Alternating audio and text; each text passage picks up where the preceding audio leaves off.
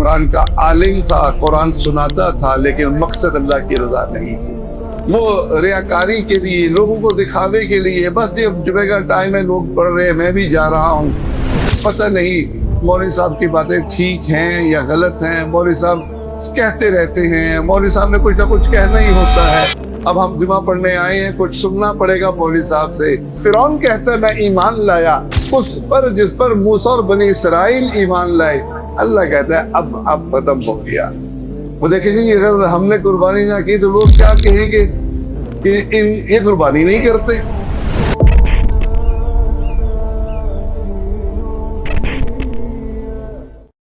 اعوذ باللہ السمیع العلیم من الشیطان الرجیم من حمزہ ونفخہ ونفثہ بسم اللہ الرحمن الرحیم قل ان صلاتي ونسكي ومحياي ومماتي لله رب العالمين۔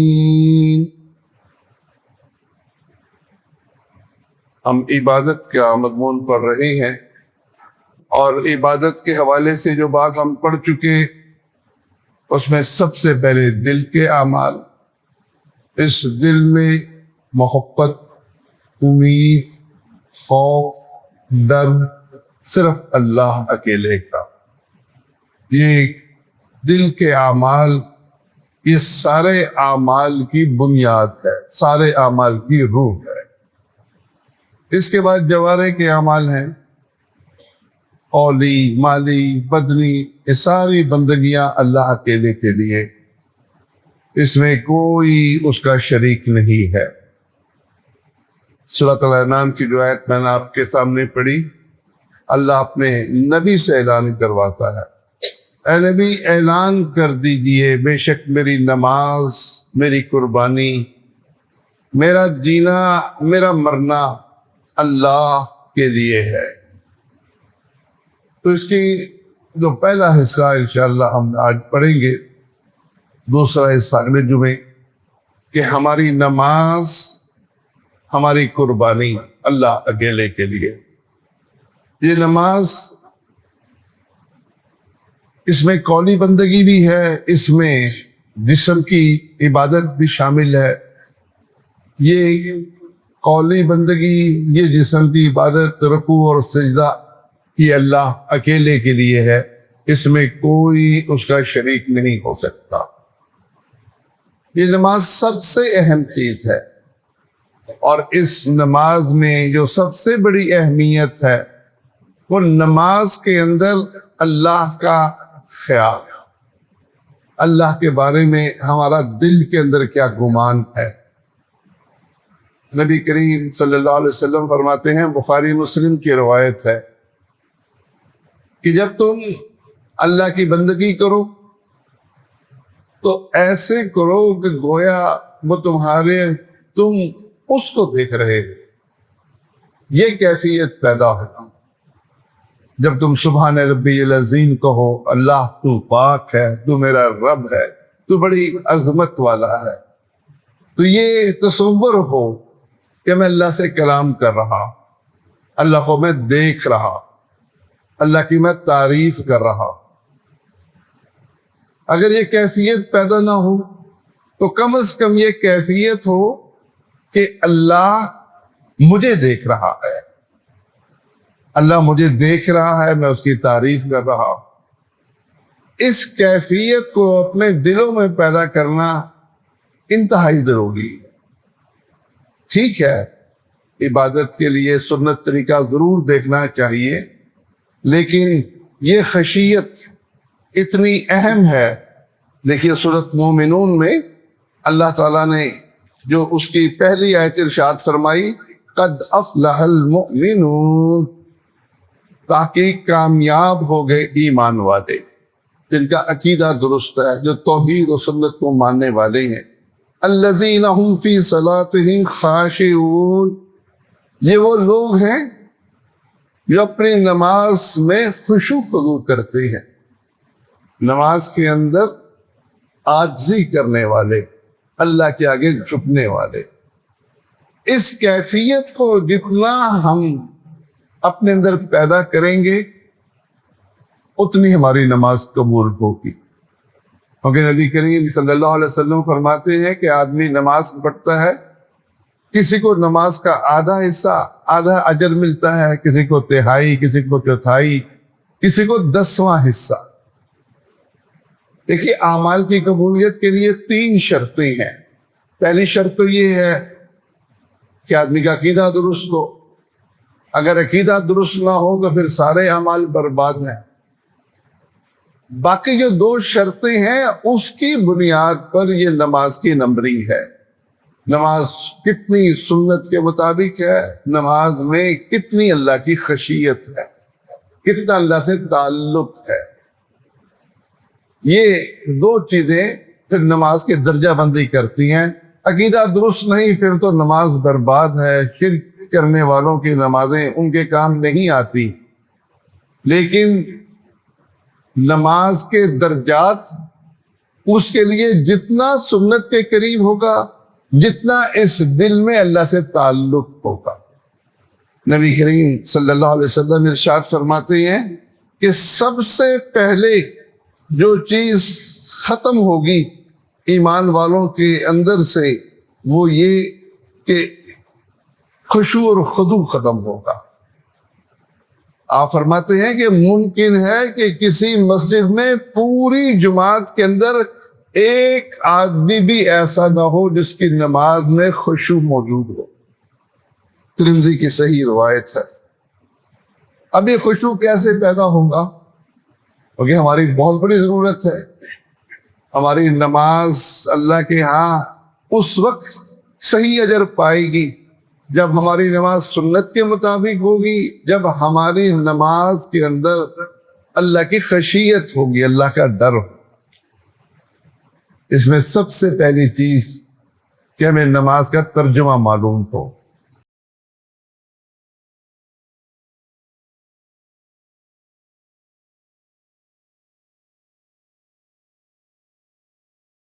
یہ پڑھ لیا، ان لفظوں میں غور ہی نہیں کیا کہ ہم نے کہا کیا ہے، ان کا مطلب معلوم نہیں ہے. یہ مطلب معلوم کرنا اتنا ضروری ہے کہ دیکھیے سورۃ النساء میں اللہ تعالیٰ نے جب شراب کو حرام کیا، یہ سورۃ نساء ہے، آیت نمبر 43 ہے.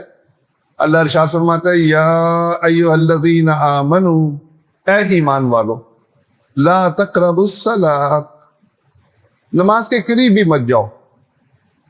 کس حالت میں؟ وانتم سکارا، جب تم نشے کی حالت میں ہو. اس شراب کے مکمل حرام ہونے سے پہلے اللہ نے نماز کے اوقات میں شراب کو حرام کیا. تو کس صورت میں؟ کہ جب تم نشے کی حالت میں ہو تم نماز کے قریب مت جاؤ. کیوں؟ حتی تعلموا ما تقولون، یہاں تک کہ تمہیں کم از کم اتنا تو پتا ہو کہ تم نماز میں کہہ کیا رہے ہو. آدمی نشے کی حالت میں ہو، اس کو کچھ پتا نہیں کہ میں نماز میں کیا کہہ رہا ہوں، وہ تو نشے کی حالت میں ہے. یہ نماز کے قریب جانے سے اس لیے منع کیا کہ اس کو پتا نہیں کہ نماز میں وہ کہہ کیا رہا ہے. اور ہم نشے کے بغیر نہ جانتے ہو کہ ہم کیا رہے ہیں.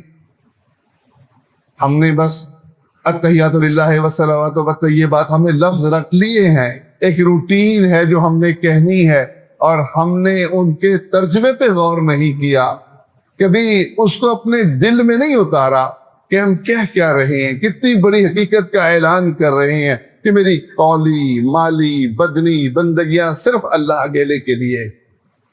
میں اللہ کے نبی پر سلام بھیج رہا ہوں، درود بھیج رہا. میں اپنے پر السلام علینا، میں اپنے لیے سلامتی کی دعا کر رہا. یہی وجہ ہے کہ نبی کریم صلی اللہ علیہ وسلم نے ارشاد فرمایا کہ جو شخص نماز میں اونگھے، اسے اونگ آئے نماز پڑھتے ہوئے، اسے چاہیے کہ لیٹ کر اپنی نیند پوری کرے. جب نیند پوری کر لے گا تو پھر اس کو پتہ چلے گا کہ وہ کیا کہہ رہا ہے. ایسا نہ ہو کہ تم نیند میں نماز پڑھو اور تمہیں یہ پتہ ہی نہ ہو کہ تم اللہ سے معافی مانگ رہے ہو یا اپنے لیے بد دعا کر رہے ہو.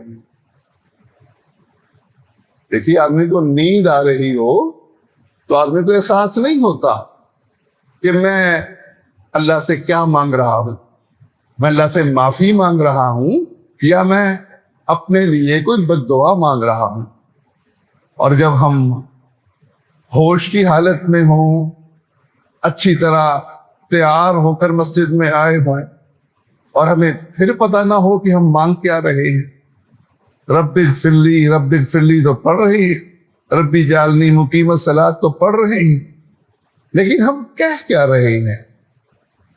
اس لیے نماز میں تسلی نہیں ہوتی جب تک کہ سلام کے بعد ہم دعا نہ کر لیں.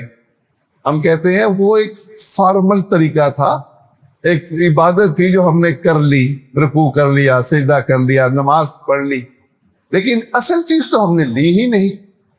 اس کے لیے پھر اپنی زبان میں جب دعا کرتے ہیں تو ہماری تسلی ہوتی ہے.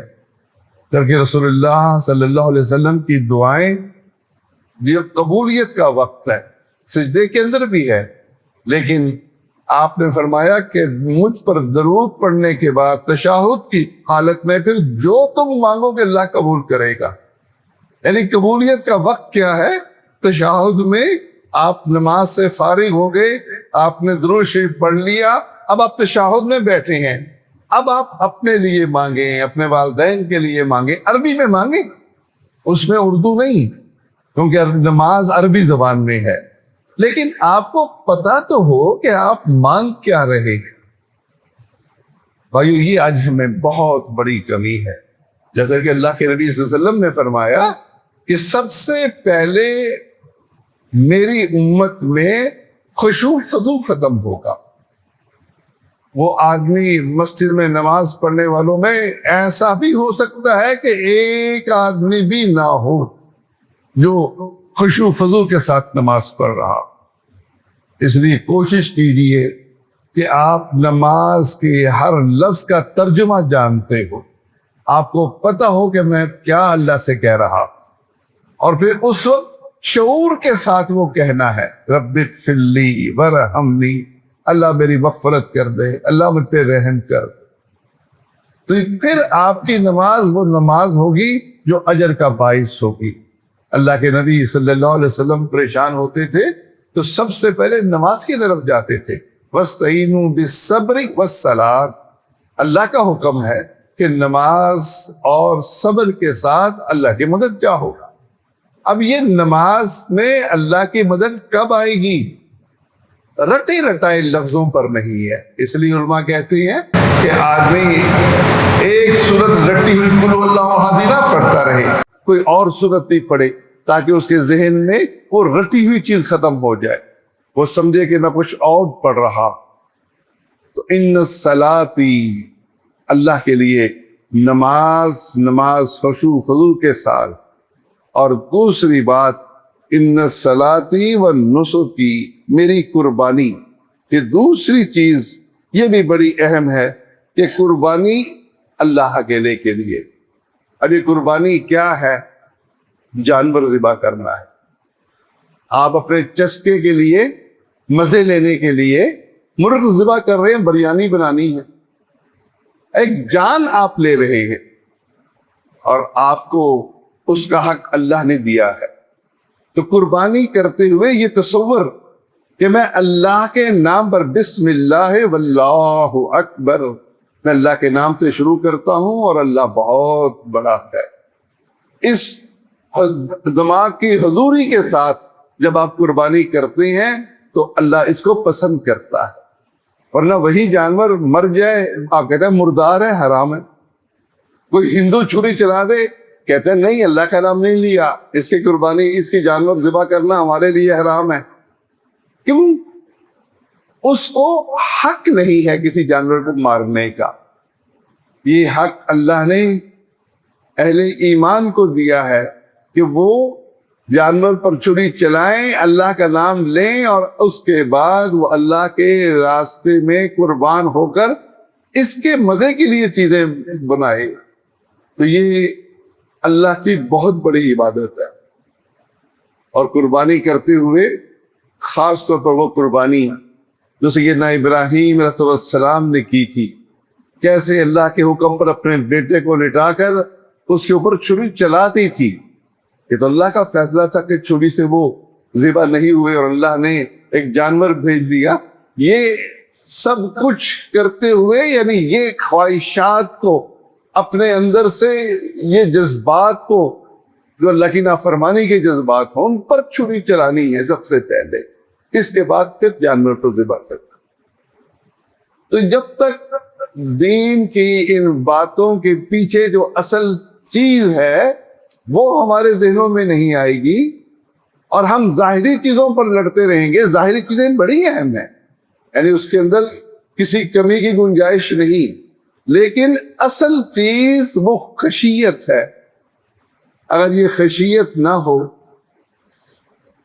تو اللہ کے ہاں وہ چیز قابل قبول بعض اوقات بالکل قبول نہیں ہوتی۔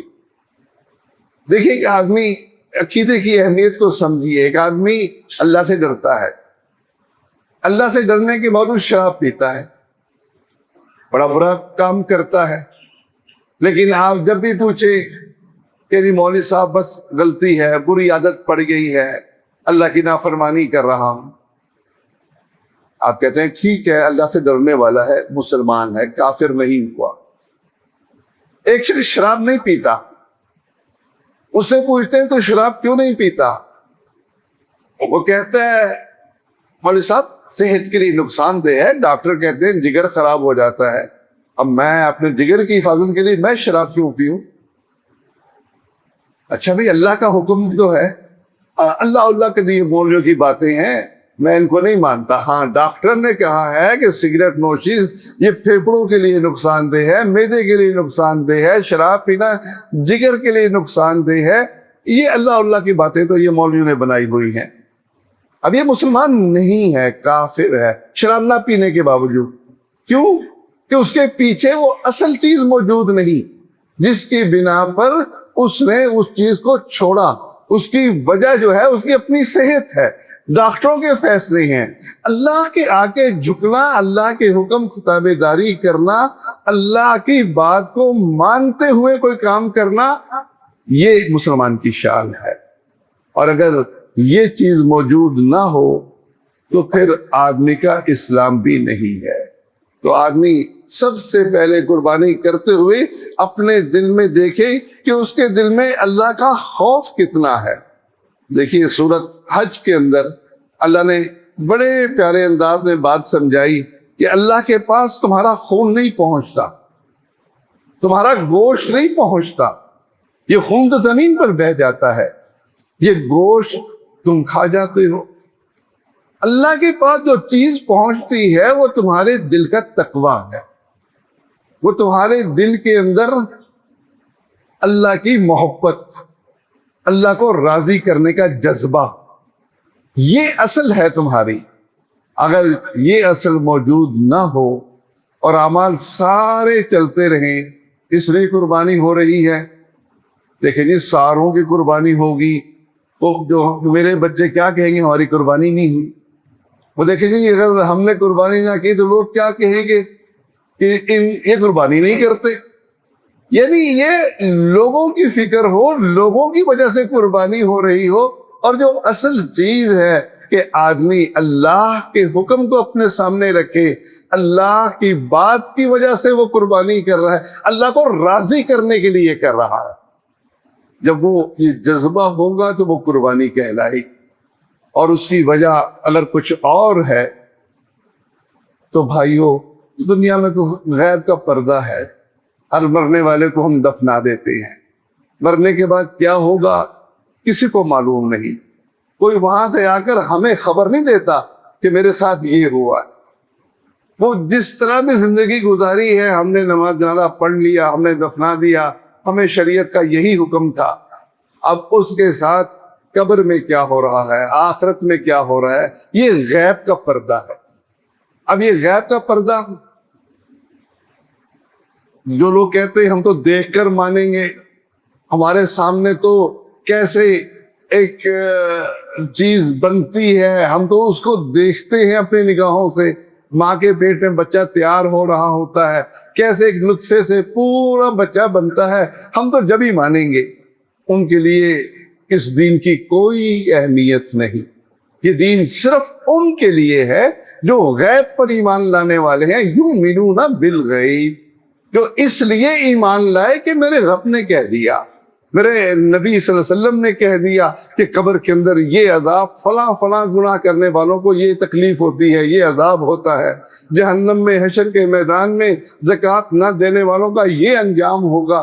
یہ سب کچھ باتیں جب تک غائب ہیں اس وقت تو ایمان درست ہے، اور جو ہی غیب کا پردہ ہٹتا ہے تو فرعون کہتا ہے میں ایمان لایا اس پر جس پر موسیٰ اور بنی اسرائیل ایمان لائے۔ اللہ کہتا ہے اب ختم ہو گیا، اب وقت گزر گیا۔ پہلے سے اس کے دل میں یقین تھا کہ نبی سچا ہے، لیکن جب ڈوبنے لگا اور اس کے سامنے فرشتے آ گئے تو پھر اس نے اقرار کر لیا، لیکن اس اقرار کا فائدہ نہیں ہے۔ جب تک غیب کا پردہ موجود ہے اس وقت تک ہم نے ایمان لے آئے تو کامیاب ہیں، ایمان نہ لائے دل میں شک رہا، پتہ نہیں مولوی صاحب کی باتیں ٹھیک ہیں یا غلط ہیں، مولوی صاحب کہتے رہتے ہیں، مولوی صاحب نے کچھ نہ کچھ کہنا ہی ہوتا ہے، اب ہم جمعہ پڑھنے آئے ہیں کچھ سننا پڑے گا مولوی صاحب سے۔ یہ یقین اگر نہیں آتا، اور یہ یقین کب آئے گا؟ جب اللہ کے دین کو سیکھیں گے، دین کی اصل سے جڑیں گے، اللہ کے قرآن سے جڑیں گے، اللہ کی عظمت کو پہچانیں گے۔ نبی کریم صلی اللہ علیہ وسلم نے بھی اس بارے میں بڑی خوبصورت بات کی۔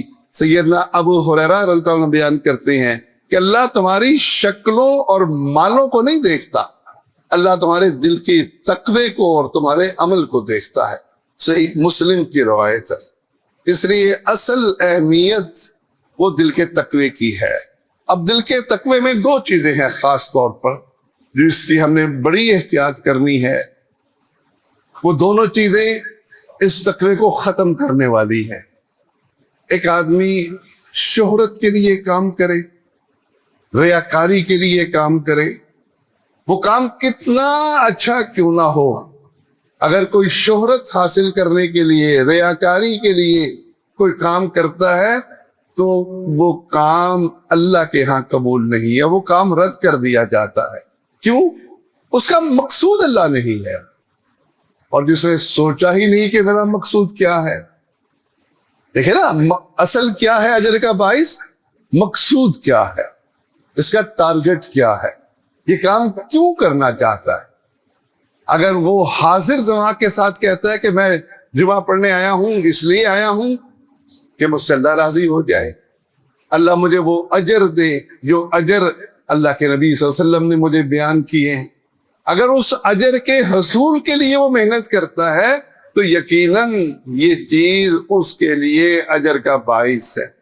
اور اگر یہ چیز اس کے اندر موجود ہی نہیں، وہ ریاکاری کے لیے، لوگوں کو دکھاوے کے لیے، بس جب جمعہ کا ٹائم ہے لوگ پڑھ رہے ہیں میں بھی جا رہا ہوں، تو یہ اس کے اخلاص میں، اس کے ایمان میں بہت بڑی کمزوری ہے، یہ ریاکاری۔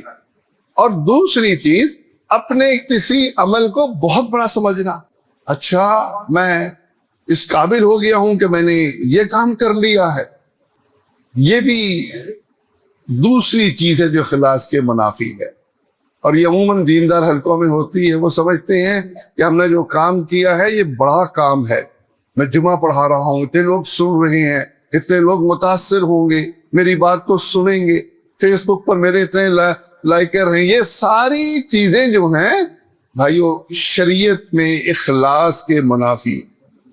کوئی کام ہو مقصود صرف اور صرف اگر اللہ کی رضا ہے، اللہ چاہتا ہے، اور آپ اس لیے کرتے ہیں کہ اللہ کی مجھ سے یہ ڈیمانڈ ہے، اللہ یہ چاہتا ہے کہ میں یہ کام کروں، پھر تو یقیناً وہ چیز اجر کا باعث ہے۔ اور اگر یہ چیز موجود نہیں ہے تو صحیح حدیث ہے، ایک آدمی سب سے پہلے جن کو عذاب دیا جائے گا اس میں ایک وہ شخص بھی ہوگا جو قرآن کا عالم تھا، قرآن سناتا تھا، لیکن مقصد اللہ کی رضا نہیں تھی۔ وہ شخص بھی ہے جو مال خرچ کرتا تھا، مال خرچ کرنے کے ساتھ اس کا مقصود اللہ کی رضا نہیں. وہ شخص بھی ہے جو اللہ کے دین کی حفاظت میں لڑتے ہوئے جان دے دیتا تھا، لیکن مقصود اللہ کی رضا نہیں تھی. اس لیے سب سے پہلے جس چیز کو آپ ٹارگٹ کریں، جس چیز کو اپنے سامنے رکھیں، وہ مقصود کیا ہے. ہمیشہ دیکھیں کہ یہ عمل جو آپ کر رہے ہیں چاہے چھوٹا ہو یا بڑا ہو، اللہ سے اجر لینا ہے تو دیکھیں کہ آپ کا مقصود کیا. اللہ مجھے اور آپ کو اس بات کی توفیق دے کہ ہم ہر معاملے میں اللہ کی رضا کو اپنا مقصود بنا سکیں.